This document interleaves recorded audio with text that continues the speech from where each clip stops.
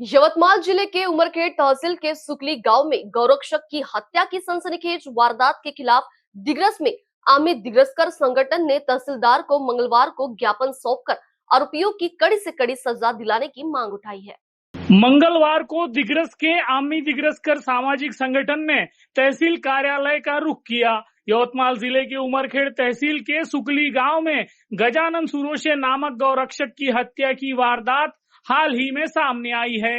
इस वारदात में लिप्त आरोपियों को सख्त से सख्त सजा दिलाने की मांग को लेकर ये ज्ञापन सौंपा गया। इस दौरान आमी दिग्रसकर संगठन के सम्माननीय सदस्य तथा नगर पालिका दिग्रस के उपनगराध्यक्ष सचिन बनगिनवार ने इस मौके पर अपनी प्रतिक्रिया दर्ज करते हुए आरोपियों को कड़ी से कड़ी सजा दिलाने की मांग उठाई है।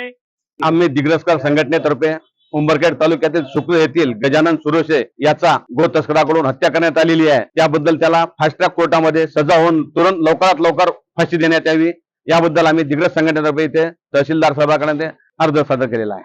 धन्यवाद। अवैध गो तस्करी होत आहे, आम्ही त्या घटनेचा सुद्धा निषेध करतो। हिंदू धर्मामध्ये गो माता हे आस्थेचा एक विषय आहे आणि मुस्लिम धर्मामध्ये सुद्धा गो मातेला एक विशेष वेगळं प्राधान्य दिलेलं आहे। त्याची हत्या करणं अमान्य आहे। आम्ही भारत सरकारला विशेष करून विनंती करतो की गो मातेला एक राष्ट्रीय पशु म्हणून एक दर्जा देण्यात यावा, जेणेकरून समोर अशी प्रकारच्या समोर घटना घडणार नाही। धन्यवाद। इस दौरान बड़ी संख्या में आमी दिग्रसकर संगठन के सदस्य तथा पदाधिकारियों ने तहसीलदार मयूर राउत को ज्ञापन सौंपकर इस दर्दनाक घटना का निषेध किया। इस मौके पर पूर्व उपनगर अध्यक्ष अजिंक्य मात्रे ने विश्वास दिलाया कि अगर केंद्र सरकार गाय यानी गौ माता को राष्ट्रीय पशु का दर्जा दिलाती है तो भविष्य में गौ तस्करी की घटनाओं को अंजाम देने वालों पर नकेल कसी जाएगी। इसके अलावा उन्होंने इस घटना में मृत हुए गोरक्षक गजानन सुरोशे के परिवार को तत्काल न्याय दिलाने की मांग भी उठाई है। आपल्या माहितीसाठी सांगतो की आपण गाईला गोमाता म्हणतो आणि कुठेतरी आपली श्रद्धा आणि आस्था याच्याशी जुडलेली आहे। त्यामुळे सरकारला हात जोडून विनंती आहे की गोमातेला राष्ट्रीय पशुचा दर्जा घोषित करण्यात यावा। त्यानंतर कोणा माईच्या लालची मजाल नसणार की गो मासाला किंवा गो हत्या करण्याला ते करू शकतील। त्यानंतर आम्ही इथे जमलेलो आहोत फक्त निषेध करण्यासाठी नाही, तर जे आमचे गोरक्षक आहे याच्या परिवाराला आणि त्यांना न्याय भेटण्यासाठी आम्ही इथे सर्व जमलेलो आहोत। जो आरोपी है उन्हें कड़ी से कड़ी सजा दी जाए, ये मांग रखने के लिए हम आमी दिग्रसकर संगठन तरफे तहसीलदार साहब से निवेदन करने के लिए यहाँ आए हैं तहसील में।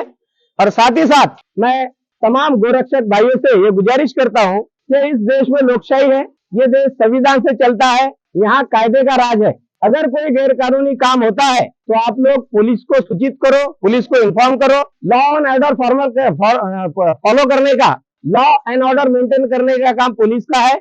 मेरी आपसे गुजारिश है, अगर कोई गैर कानूनी काम होता है तो आप पुलिस को सूचित किए। कुल मिलाकर देखा जाए तो कानूनी तौर पर गौ तस्करी से निपटने का जिम्मा पुलिस प्रशासन का है, लेकिन बीते कई वर्षों से गौ रक्षकों और गौ तस्करों में जारी टकराव से कानून व्यवस्था भंग होने से सामाजिक शांति में बिगाड़ उत्पन्न हो रहा है, जिसका लाभ प्रत्यक्ष और अप्रत्यक्ष रूप से कुछ एक राजनीतिक पार्टियां उठा रही है।